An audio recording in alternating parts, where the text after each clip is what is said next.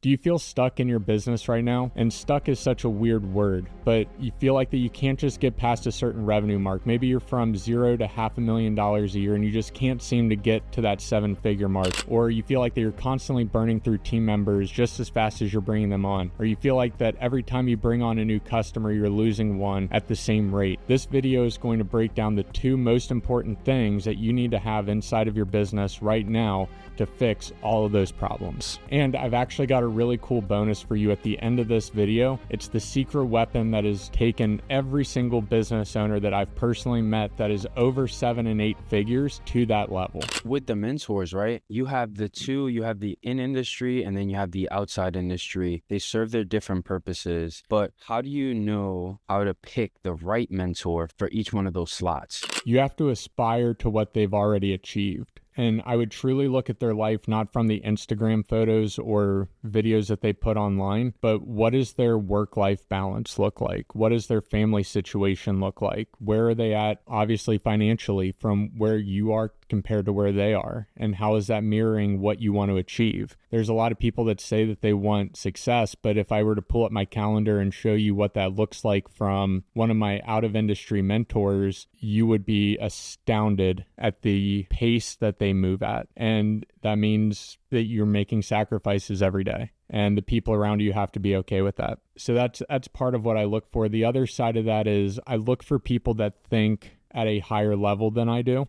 So what do I mean? I mean that they're using models and frameworks that I would have never have thought to have put together, and that they've not only put them together, but they've battle tested them for a long period of time and they've been successful. Success leaves clues, right? And if this person's been running this model for a while, odds are it's not a fad, it's actually sustainable.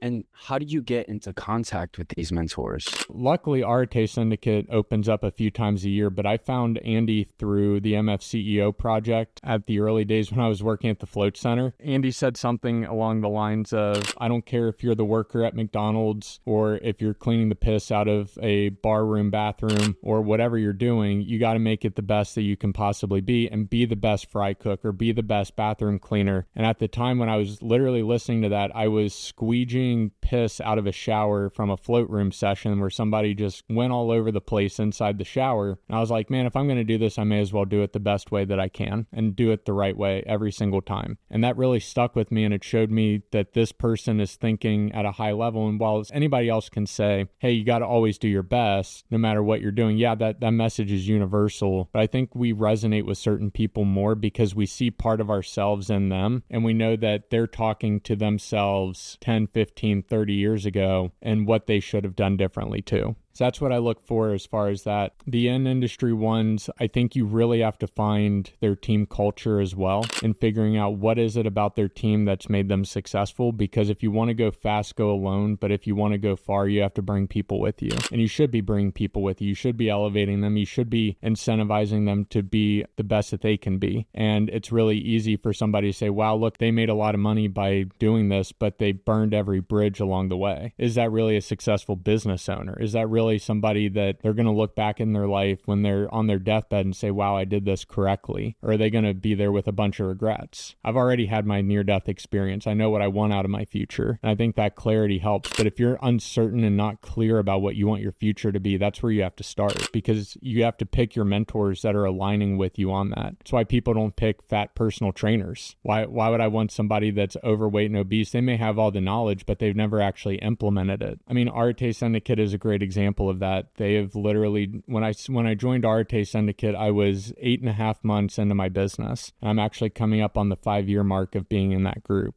Yeah, it's a cult, but it's a cult that makes you a better person. And I believe everybody's a part of some cult, whether that's a political cult or whether that's a religious cult. Like, we all pick whatever it is that we're interested in, and we're going to find the people that we think are the leaders through that. And a lot of it comes from how far we think they can see into the future around where trends are going, what we need to be doing, what mistakes they made. And when I got into Arete, I had no idea what I was doing for business. I was literally door knocking, trying to find clients. So I was looking at that saying, okay, this is great, but I'm also looking at the time and energy I'm investing into this. And if I lose a client, it's not just the financial loss. I also lost the time, energy, and effort that I put in to literally walk miles to try to find customers and clients. So I got into there and really started to figure out customer retention, customer service, how to go above and beyond, what core values are for a business and not just personally, and how to build teams. And that's exponentially elevated us. Yeah, we've made mistakes. We've had to let the people go because we've hired the wrong people. We've had to let clients go because they're bad clients. And we've made a lot of mistakes and we'll continue to make mistakes, but it's because we're also swinging for the fences on a lot of what we're going after. Because you can't afford, right now in this period of time, you can't afford to play small. You have to go big on everything because everybody else is retreating. So as other people retreat, you have to get bigger. Your vision has to get bigger. Your mission has to get bigger. Your team has to see and buy into that just as much as you are.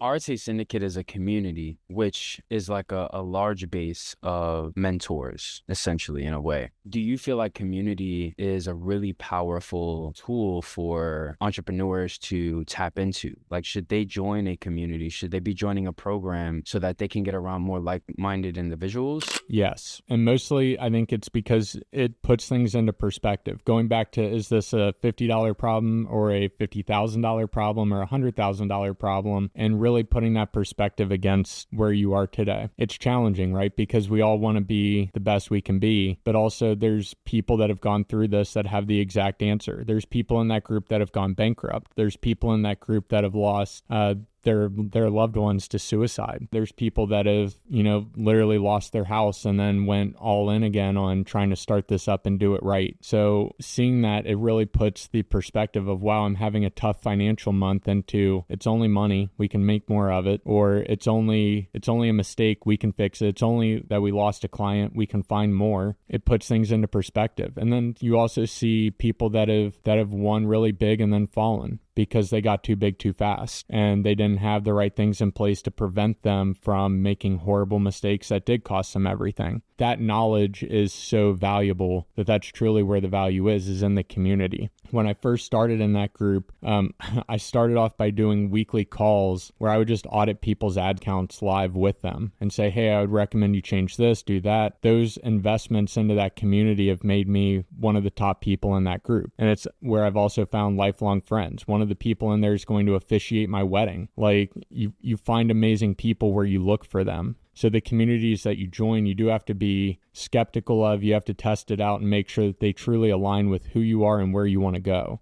Otherwise, those people will pull you off track. Napoleon Hill in Think and Grow Rich talks about having your own little mastermind of 5 to 10 individuals that are going to pull you in the direction that you want to go, because they literally change your energy level. Your vibrational frequency changes when you're around certain people. And it's because we have mirror neurons in our brain, and that reflects how we behave when other people behave certain ways. I smile, you smile. I yawn, you yawn, right? They're not conscious reactions. But what it does is when you see people operating certain ways, we like to mimic success. So when we see these patterns and we see these people frequently and we're talking to them and touching base, we're elevating every time. Yes, it's a time investment. Yes, you might even have to invest financially into these communities and groups, but ultimately you're paying into something that's going to pay back massive dividends.